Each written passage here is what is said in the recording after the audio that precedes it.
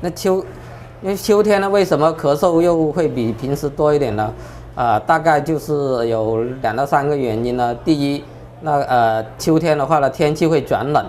转冷的话呢，一个就是那个冷空气的刺激，冷空气本身可以是作为一个抗原的刺激。第二个呢，冷空气可以刺激那个气道的黏膜啊、血管啊，引起它的一个收缩啦，然后就引起咳嗽第二个原因呢，有可能就是说秋天它的这个风肯定是比平时大的，那风呢一吹起一些尘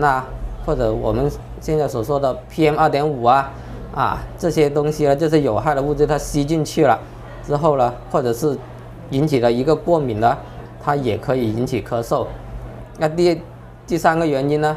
因为大家都知道天气一骤变、一转冷、一起风，那就容易引起感冒啦。所谓的我们临床上面所说的上呼吸道感染就增多了。